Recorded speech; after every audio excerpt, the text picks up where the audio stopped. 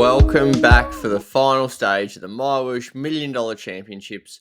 We're here in Colombia. It's an 83k race with less than 300 meters of climbing.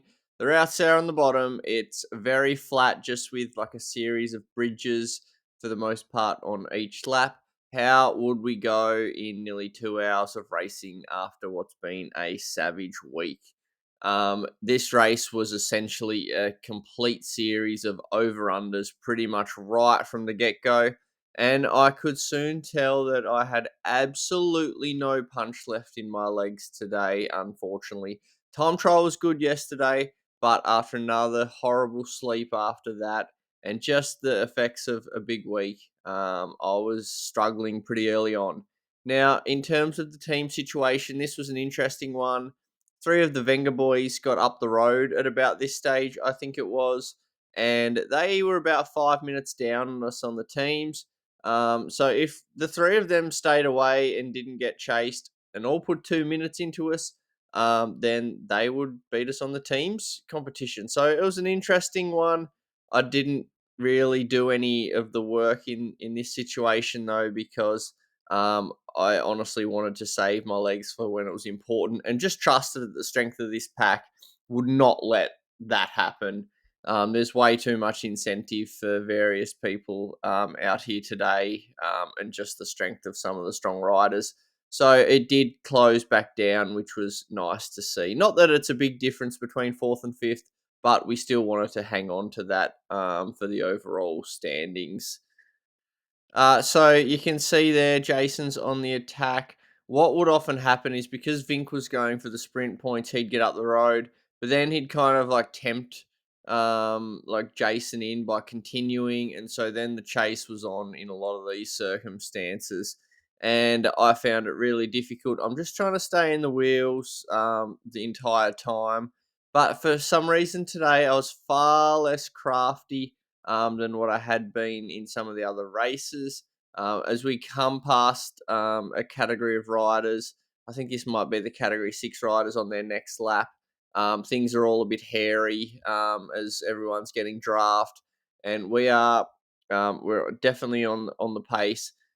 For the most part, it was always going to be hard whenever you see the polka dot jersey, the yellow jersey, or the white jersey on the front. They are the three people that people really tend to respond to. So as soon as I saw any of those guys on the attack, I'll try and lift it up. But honestly, my legs felt like they had 10% less punch, more than usual. Like I just could not get it going. Um, Here's another example of it continuing to be hard. And yeah, my at this stage, I'm kind of just I'm really hoping I can survive the stage. I've got early signs that there's some potential hammy cramps in the works. Held them off luckily, but it was danger moments at some points there as the attack continues off the front. These guys have just got watts to burn for days. Vink follows. And then the whole pack proceed to follow as well as we head up into another one of these bridges. So 2 hours of just over under and averaging 5 watts a kilo while doing so. Again, after all these days of racing, it was a tough one, and there was some selection as the race goes on. I think about 25 of us finished in the lead group by the end of the race. But there were certainly moments where I felt at risk, and where I'll take it to the last lap now. Here was a moment where I was kind of really hurting. 22k to go. By this stage, I'm still trying to hang on, but in my head, I'm like, oh, geez, I'm close enough to the finish now that hopefully I don't lose any spots in any of the classifications. So like either the team's classification, we've still got 4 guys here, or the GC. I had a few minute buffer on the place below me. Not that that makes any difference, but it was kind of pride keeping me going at this point, even though the legs were pretty fried. And it was about here, as we go over this little bridge again, where the polka dot jersey Jason attacks. So it makes it hard again. I'm following along 550 watts here. And it was very soon after this that we actually let those two go, and the race settled down a little bit for a while. But there were still some like really close gaps. I know fifth to seventh on GC was only seconds in it, 10th and 11th. So there was always going to be some attacks from those guys trying to improve their standing in the last like part of the race. Now, I was hoping to be able to help Hayden in his quest to move from seventh to sixth or fifth, but like there was no chance that I could even get near the front, let alone help him out with some kind of move. In that sense, Hayden's on the front here, closing things down as I'm just trying to hang on to the pack as best I can as we go to about the 21 kilometer go mark. You can see how strung out it is. There are about four guys up there. Um, and we're on again as we head over another one of these little bridges. As I mentioned earlier, my craft in terms of like average watts per kilo for this race weren't very impressive, like compared to like stage 1, 2, and 3. I had really like nice numbers compared to a lot of riders, but today, for whatever reason, maybe the nervous system's fried, making average decisions. Maybe it's because the course was like flatter and I couldn't use any proper like downhill and uphill kind of craft as well as maybe I can on the other courses. I'm not sure, but it was for me the perceived effort of this was way harder than it should have been. Um, for yeah, I mean it was 2 hours at 1 hour 50 at about 340 normalized and about 320 average. So like they're some of my bigger numbers for 2 hours, I guess. Still, this is where we let the top two go, and things did settle for a while. So from here, I'll pretty much take you into the final few k, which was again almost unlike any final few k that I've done, at least recently anyway. As we head over another one of these bridges before I take you there. The attrition's got to be taking a toll on some of these guys at this point. I feel like the lack of sleep was a big factor for me. I just can't sleep in, as I've said throughout the series.